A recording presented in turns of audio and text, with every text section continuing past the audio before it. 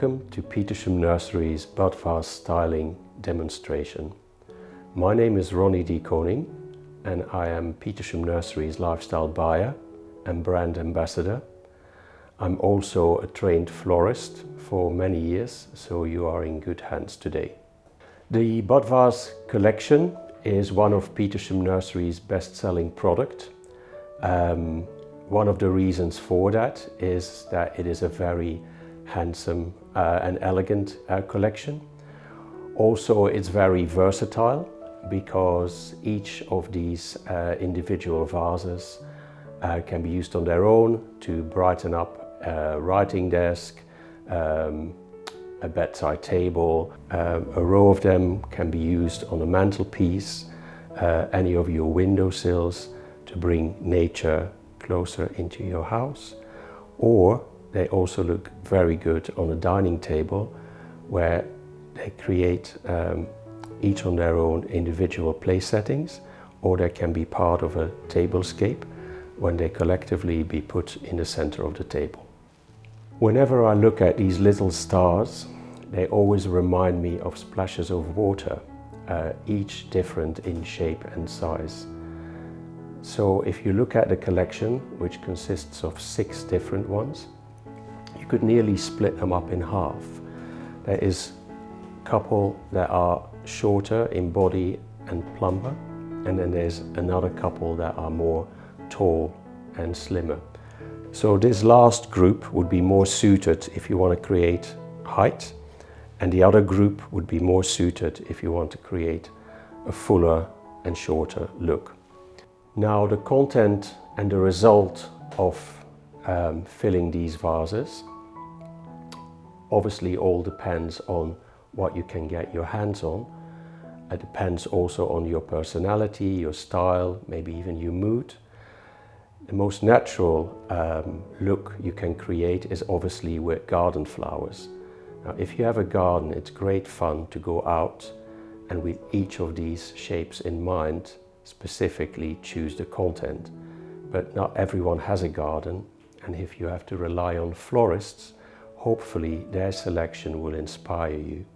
So if you don't have a garden and you need to rely on a florist, hopefully their selection will inspire you too. What is good about florists is that you can buy single stems, which is a more economical way than if you had to go to a market where you have to buy bunches, and then your budget might not stretch to a larger variety.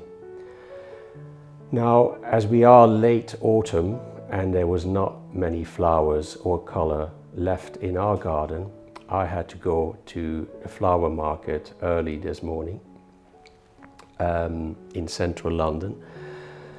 And I had flowers in mind, but what is actually much more fun is that when you get inspired by their selection available on that day.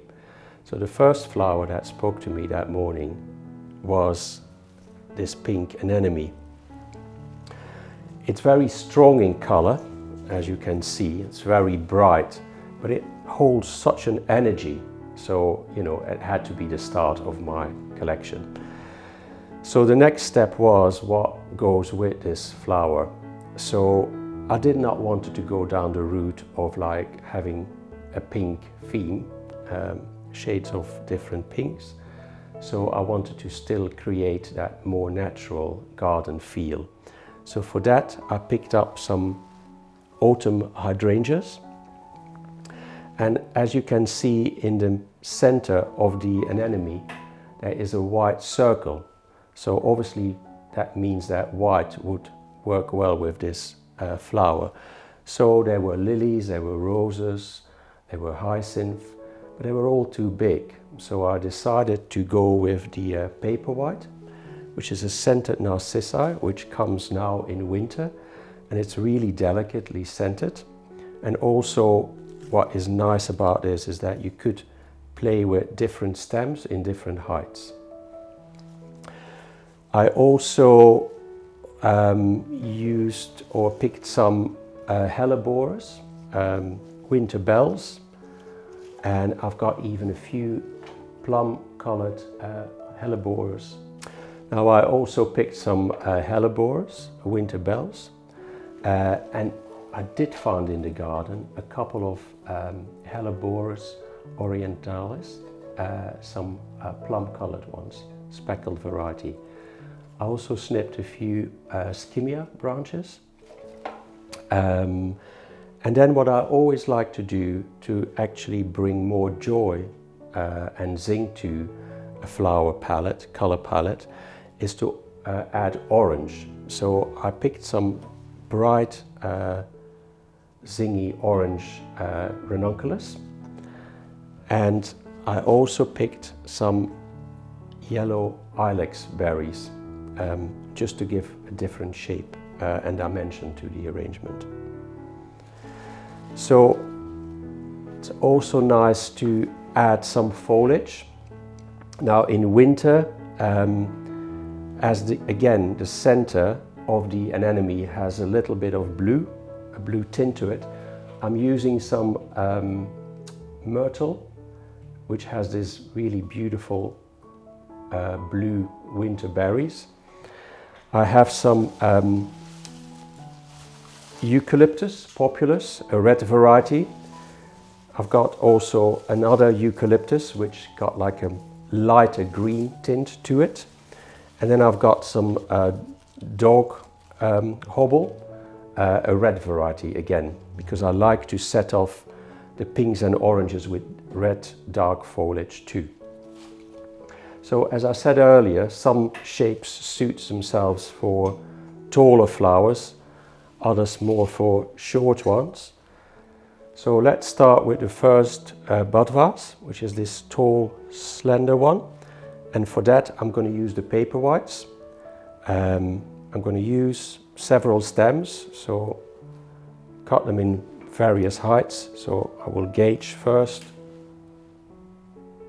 the height, and it's nice to actually not overthink this and do it quite randomly, so it looks a lot more natural that way. So I can always go back to it. So let's say that's the first one. Let's pick now the shorter, rounder shape. For that I'm going to use my star bloom that inspired me this morning, which is the anemone. And I'm going to pick just 2 or 3 beauties out of the bunch. I'm going to use maybe a full-blown one. Now they also have this frilly color, which will get in the way if I cut it shorter, so I'm going to remove that. It's also important to use sharp scissors or a sharp knife, but that's maybe more for professionals, as knives can be very dangerous. So I'm just going to leave it with 2 at this stage. Put that to the side too. Then I will use some orange ranunculus. So as they were bought fresh this morning, they are still quite closed. So I'm going to pick the ones that are a bit more open. And again, I'm going to remove the leaves because there's not really space for them in the vases. So it's very important to use clean water and also to refresh your water after 2 or 3 days. Rather than topping the vase up, it's better to take the flowers out, give the vase a little rinse, and then fill it with fresh water. It will keep them looking much cleaner and fresher for a longer time. If not, you have to get the small bottle brushes that you can get from hardware stores to get really into their bellies. So this orange I'm going to build up again with maybe 3 stems, and the most open one I'm going to put the lowest. And there's always like a few side buds to these stems, which gives it a more natural look. And I'm going to mix this one up a little bit and give it more height by adding the ilex berry, removing some of the side shoots.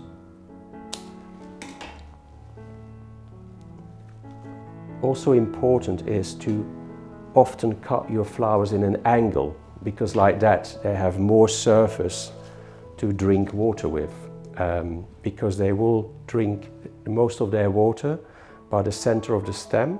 So the more you expose that by cutting your stems in an angle, you will increase the water flow to the flower, and that will, benefit their performance. So put that one on the side as well, maybe do another shorter one. And for that one we're going to fill it with the skimmia. Cut it all in a sharp angle again. And the third one we're going to remove all the flowers, all the leaves. So for this vase we're going to use the red populus, which is a eucalyptus variety. So make sure that you put the stem all the way to the bottom, so that if you move the vase, the content doesn't fall out. So again, you can let the foliage overhang a little bit so it doesn't sit all rigid in the vase.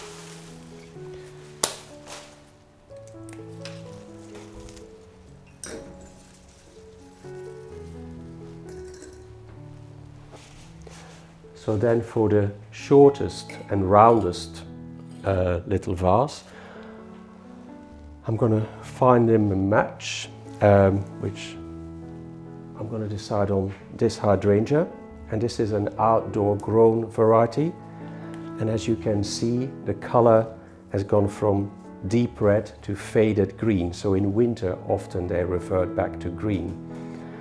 Now the way to cut this is to cut it in an angle, but also really good is to split the stem in half. Like that you extend the middle of the stem, and that will extend the lifespan of this flower. So I'll just place that in our short vase, and that's got the one with the most volume. Now I would like to build this one out a little bit more because it's very delicate and very fine. So I've got my hellebores, so I will again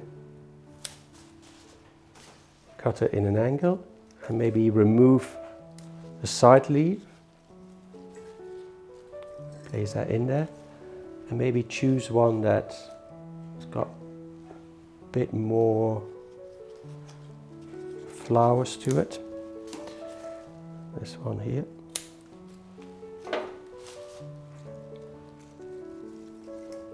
Like that. And I will also use my orientalis that I found in the garden. And this one, as it is the larger flower, I'm going to make that the shortest. And I will place that one there. Maybe what I could do is build out the narcissi a tiny bit, and for that I could use the eucalyptus. So you remove always all the leaves that would touch water, as it will extend the quality of the flower for longer.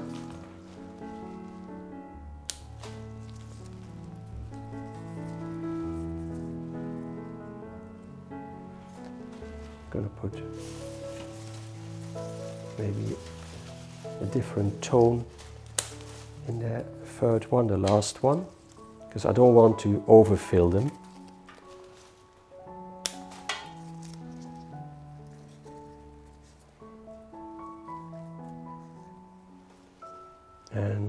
pick 2 more.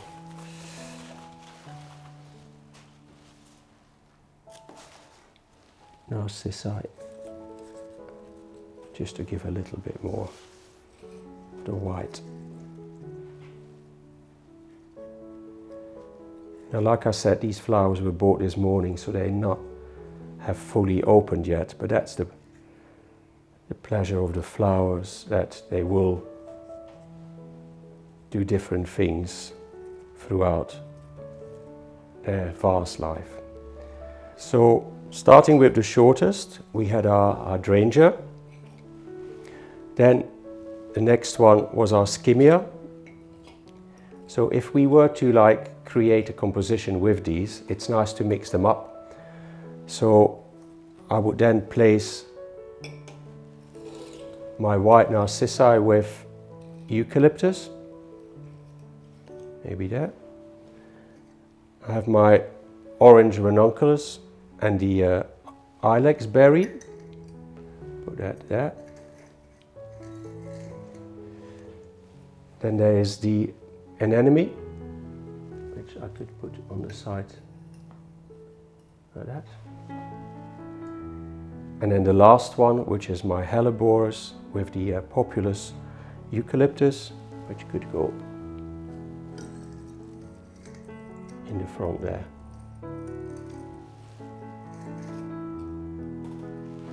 So as you can see, it's a very casual collection, so very much more in the garden theme. So these vases even look good empty, but obviously it's so much more joyful when you have colorful flowers in them.